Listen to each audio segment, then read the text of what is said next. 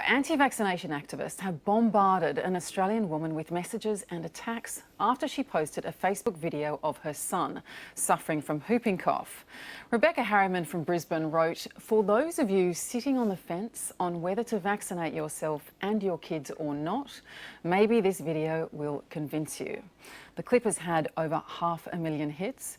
In addition to supportive messages, Rebecca has received hundreds of abusive posts for criticising anti-vaxxers. And she's now set her Facebook settings to private to focus on her son's health, who's now back in hospital at the last time of writing.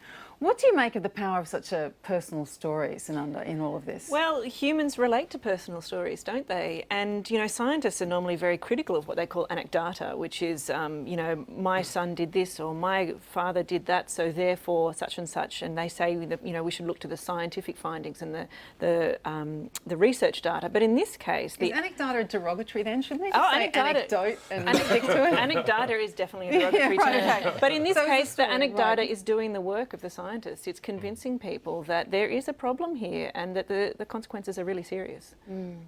It's really fighting fire with fire, isn't it? I mean, what you've got from anti-vaxxers over time is precisely kind of emotive rubbish designed to distract and disturb people and get them to do the wrong thing by their kids. And here's a case of someone fighting back, essentially. Which is terrific and to be applauded. It's fantastic. What do you think, Lee, of seeing this video of this kid almost choking and kind of going blue with something that is preventable? Look, it disturbs me when people put their faith in things other than reason, evidence and science. And the anti-vaccination view is not supported by science. So, you know, please, people, do not sign up to that nonsense. I mean, there's this false correlations that they draw where they say, well, you know, rates of vaccination have increased and so have rates of autism. Well, so have rates of breastfeeding. So let's say it's breastfeeding that's causing autism. Like, it's just nonsense. The number of motor vehicles on the road has increased dramatically over the years, and I don't think that's linked to autism either.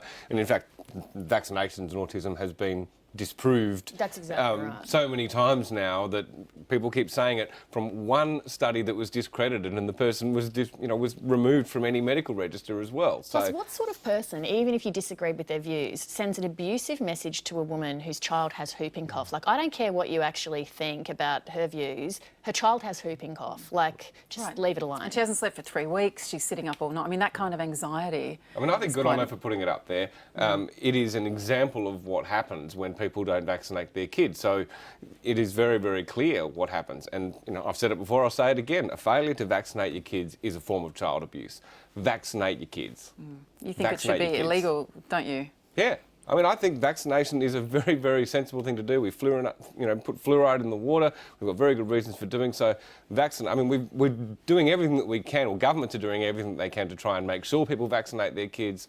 There's no jab, no pay now. The things that Scott Morrison did as minister to remove religious exemptions, I think, is fantastic. Conscientious objection is gone.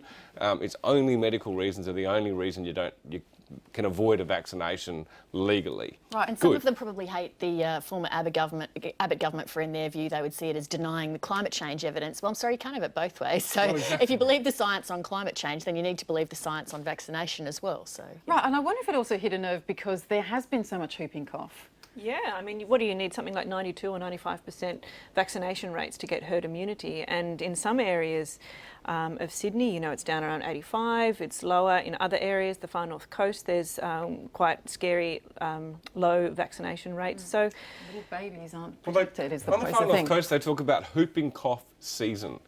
You know, if that is not abuse of children, I do not know what is. Okay, we're going to leave it on that strong note there, David. That's it for The Drum. Thanks to our panel, Michael Cooney, David Miles and Sananda Cray, and our special guest, Lee Sales.